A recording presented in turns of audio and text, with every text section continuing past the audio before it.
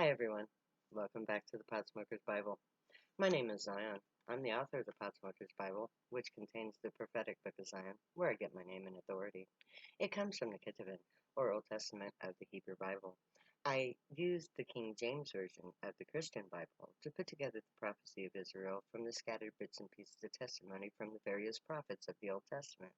It became the Book of Zion, and after putting together the Book of Zion for the first time, I realized it contained a set of instructions as to how to bring about first contact with aliens, and so I followed the instructions set forth by the book. And that landed me in prison, where I watched Donald J. Trump become President of the United States, which was the first uh, manifestation of judgment. And when I got out of prison, I only had one thing left to do: publish peace.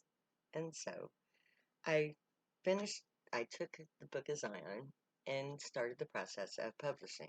Then I learned that I had to write another book because the Book of Zion is written entirely in Bible verse. So I wrote the Potsmoker's Bible. And so now I am completing the last thing on my to-do list to be the Zion of the Most High God of Israel. I am publishing peace in the form of the prophecy of Israel through the Book of Zion and the Potsmoker's Bible. I'm doing it here on social media through my YouTube channel, Potsmoker's Bible, all in lowercase. So, on the day when my money runs out and they turn off my cable and I can no longer do this, all you have to do is go to Potsmoker's Bible at YouTube and pick up where you left off, because the entire book is already published on that forum. So, in actuality, I'm already done. If I did not another single thing, I would still be the Zion of the Most High God of Israel. Because as the world gets darker and things get worse, people will look for God. And when they look for God, God will lead them right to me, where they're supposed to be. Because I am the foretold prophet of Israel. I am the Zion of the Most High God of Israel. And very soon, I will take up the mantle of Moses and stand to champion the cause of my wonderful Zionite people. Now, I'm going to start the reading today, which is the 20th chapter of the Potsmoker's Bible. It contains the 17th chapter of the Book of Zion. It's called Neither Their Silver Nor Their Gold. And it goes like this. As implied by the title, greed is the main theme of this chapter, because it is greed that is the basis for the problems of humanity. Everything has a price on it, even water and wood. Money, they say, is the root of all evil. This chapter tells us that before the flood, no money was used. There was no jobs for hire. This everything for money idea is unique to this age of man. Man invented money. This cash in lieu of trade created the social economic game that we play today, but it is only a thing with this society. Sumeria is our most ancient civilization today. It was the origins of our religions as well as our monetary genesis. Abraham came from this region of the Middle East. It is our birthplace as a people. The first settlement to be established after the flood. It is our genesis. Why men chose to create money is an interesting question, but that is not as paramount as what money did to us. In a barter system, like that used by the Intergalactic Society, ensures satisfaction. The trade is agreed upon. There is no means to profit, and profit is the sin. Money has made it possible to cheat. So, how money came to be is not as relevant as its effect on human thought. It is diabolical. Greed is is the motivating factor in our society. It is also the motivating factor in the suffering of my people. The use of coin in lieu of barter made trade easier. Travel too benefited.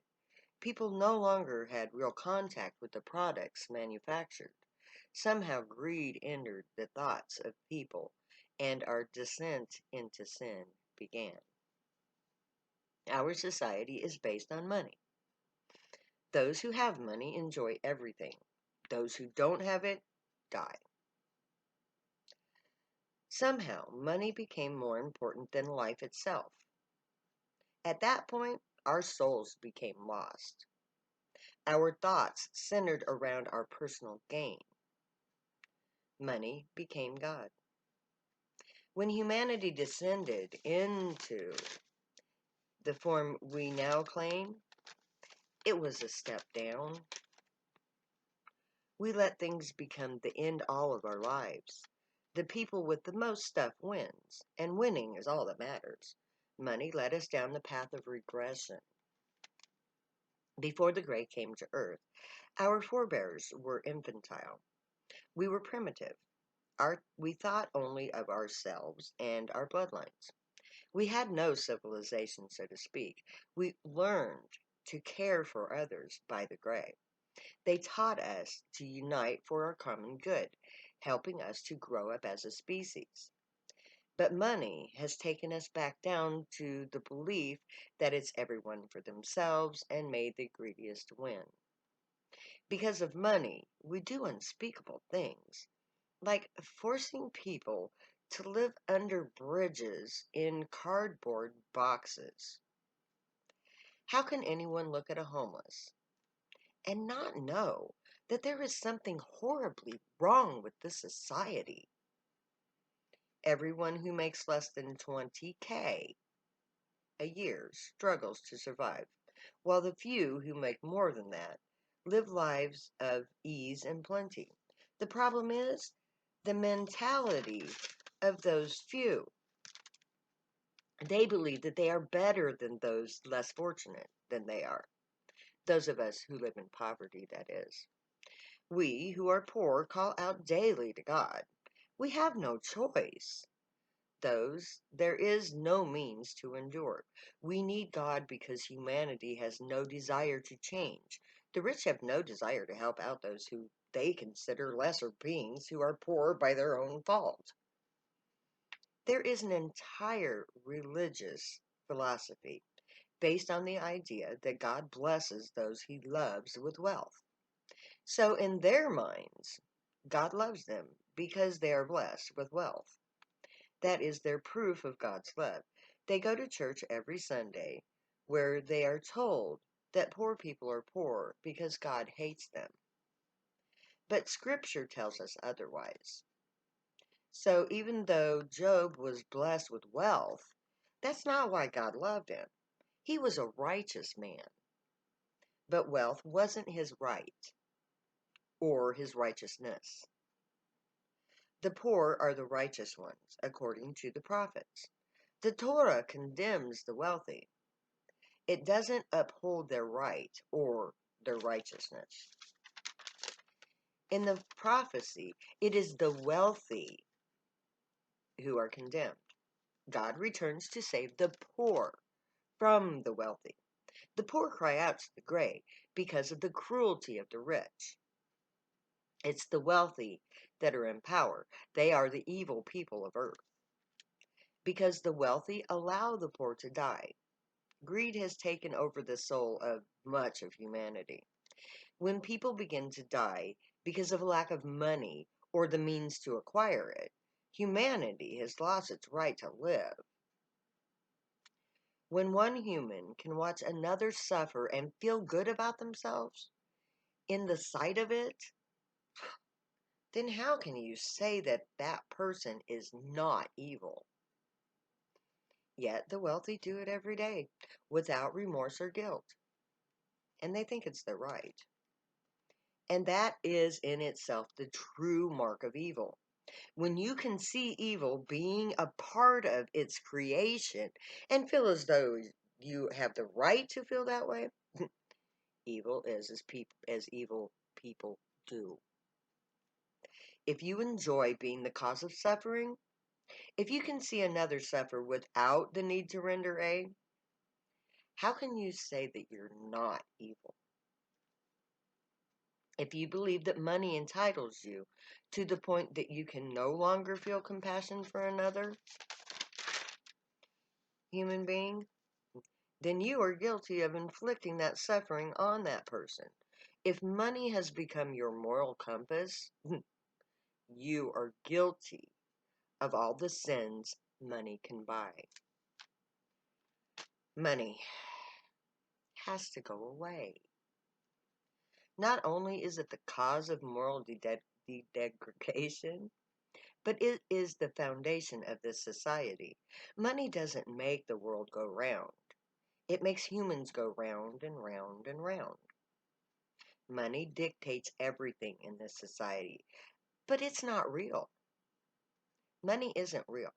It's an idea, and a very bad one at that. We don't need money. If money went away today, life would not only go on, but it would thrive. Because you see, money is the big stop. The things that are real, like material objects, that people use those objects, and the minds that invent those objects, they don't depend on money. Money doesn't matter at all. It's only our acceptance of its value that makes it work. If we all decided today that money was not good enough, then money would lose its value and be worthless. Money is not a thing. It's an idea given form, empowered by everyone's acceptance of it. That is its only reality.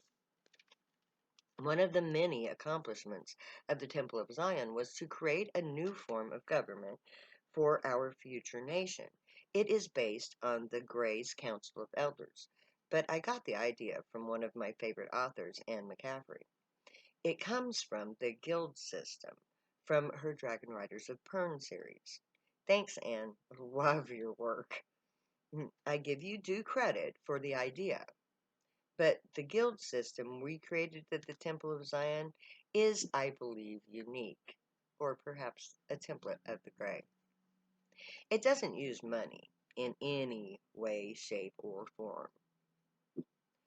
Within the nation, all money is deposited in the nation's bank.